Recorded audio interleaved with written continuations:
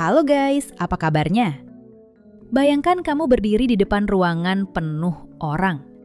Ada ratusan mata menatapmu. Lampu sorot bikin wajahmu terasa panas, tangan mulai dingin, jantung berdegup kencang, mulut kering, dan di dalam kepalamu cuma ada satu suara. Mati gue. Kalau kamu pernah merasakan hal itu, tenang, kamu tidak sendirian. Bahkan aktor kelas dunia, atlet profesional, sampai pembicara terkenal pun tetap merasakan grogi.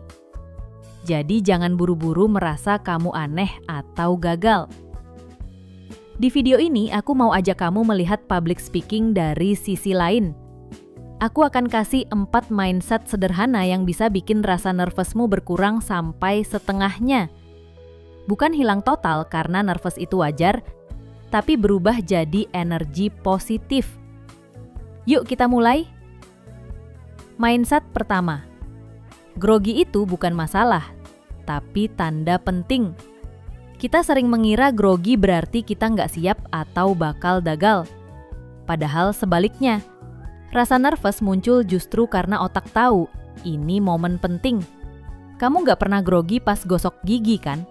Tapi coba kamu harus presentasi di depan bos besar. Langsung tangan dingin. Kenapa? Karena itu penting.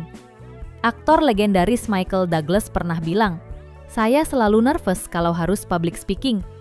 Tapi sekarang saya sudah terbiasa dan itu bagian dari excitement." Bayangin, orang seterkenal dia aja masih deg-degan. Artinya grogi itu bukan musuh. Grogi itu alarm alami tubuhmu yang bilang, "Hey, ini momen besar, fokus ya." Jadi jangan lawan grogimu. Terima dia sebagai teman yang mengingatkan bahwa apa yang kamu lakukan penting.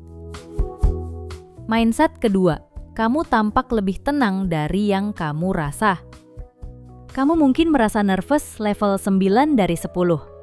Tapi audiens biasanya melihatnya cuma level 2 atau 3. Jadi, apa yang kamu rasakan di dalam nggak sama dengan apa yang orang lain lihat di luar. Ada cerita tentang Sylvester Stallone. Sebelum pidato besar, dia merasa jantungnya mau copot. Tapi anaknya bilang, "Ayah kelihatan tenang banget."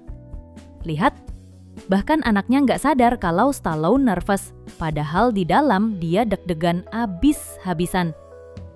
Kuncinya di sini. Penonton nggak bisa tahu kalau tanganmu dingin, jantungmu kencang, atau suaramu gemetar sedikit. Mereka cuma lihat ekspresi wajah, bahasa tubuh, dan isi pesanmu. Jadi jangan buang energi mikirin, "Aduh, mereka pasti tahu aku nervous." Percaya deh, mereka nggak tahu. Mindset ketiga, grogi itu cuma sebentar. Coba perhatiin. Biasanya rasa nervous paling tinggi terjadi saat menunggu giliran atau saat 30 detik pertama bicara. Itu disebut anxiety spike. Setelah itu, otak dan tubuhmu mulai terbiasa dan rasa tenang pelan-pelan datang. Kayak pemain bola profesional. Mereka paling deg-degan sebelum kick off.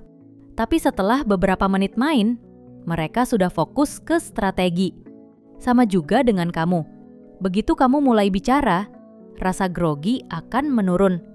Jadi saat kamu nervous, katakan ke dirimu, "Oke, aku cuma perlu bertahan 30 detik. Setelah itu, aku akan lebih tenang." Dengan mindset ini, kamu gak lagi takut sama grogi. Karena kamu tahu puncaknya sebentar saja. Mindset keempat, grogi itu bukan berarti gagal. Banyak orang mikir kalau aku nervous, berarti aku pasti gagal. Itu salah besar.